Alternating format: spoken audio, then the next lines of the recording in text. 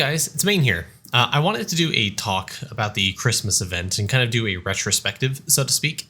As of this video, this is essentially my last day with the event as I'm going to be out of town going on a cruise. I do have content to last us through the next week, so don't worry about it. Videos will still be uploaded as normal. As some filler content, I wanted to record this video and discuss two major topics: the Giftmas shop bonuses and just a general retrospective about the event. And the choice of, including the whole wheel spinner as a primary mechanic to get the event points. Okay, let's get into it.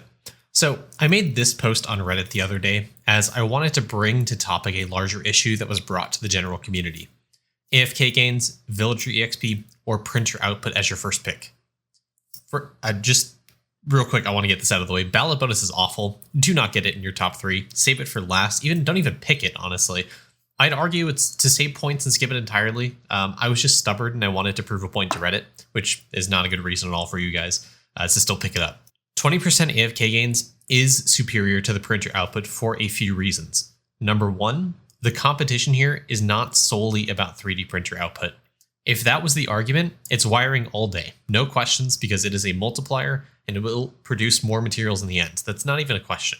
AFK gains is superior for a number of reasons.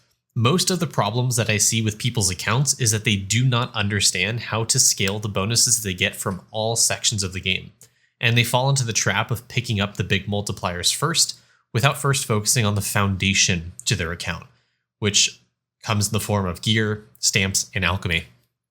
AFK gains is something that I consider to be a foundational aspect to your account. Without good 3D prints, the wiring itself is useless as well. After all, what is 0 times 2.4? It's still 0. You need to focus on building this foundation first before worrying about raw 3D printer power. If you look at the videos I link here, all of these people have issues with their accounts relating to their foundation.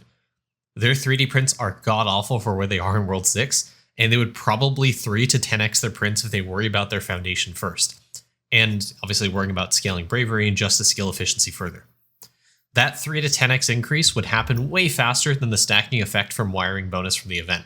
To note, the 2% printer output per day stacks up to, I believe it's around 70 days. So if you're getting the 2.4x multiplier to printer output at day 70, and that's it. If you're early game, you ideally never want to stack it up that much, because you can probably 3 to 10x your printer output anyways by just reprinting and making the bonus reset and be completely useless for another 10 to 20 days until it stacks up again to a reasonable amount. That being said, this does allegedly stack multiplicatively with the gold relic, making it not completely useless for the full 70 days, but it's just a drawback right now. Additionally, this is a point I absolutely want to make clear.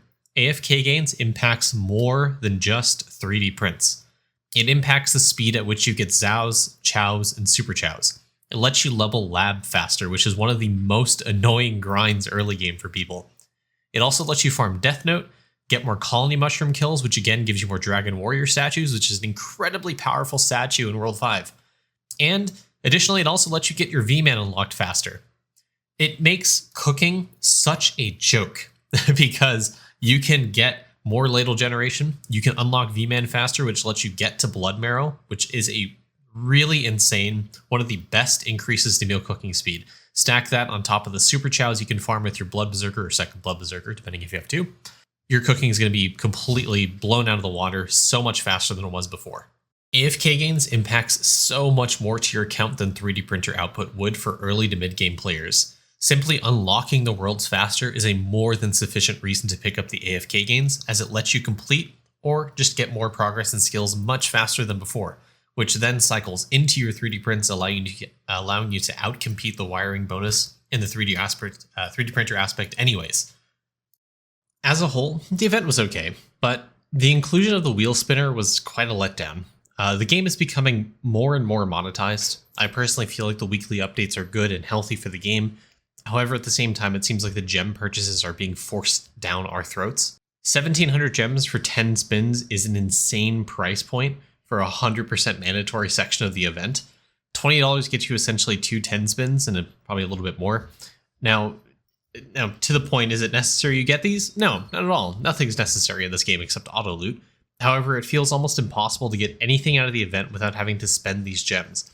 And if you want to buy half of the Giftmas shop bonuses, you have to soullessly commit to boss farming, killing your mini bosses, or spending money on the game. It also just makes it harder and harder to gauge progress for people's accounts. As someone who reviews accounts, is this something I need to take into consideration? The gap between average players and those at the top are widening, and it feels more difficult to gauge where you should be in the game at certain points because of the increasing pay-to-win monetization available. Personally, it's causing me to burn out and lose hope for the game's future. That's it for today's episode, and my personal thoughts about these events thus far. I hope to see you guys in the next one. Mane out. Bye.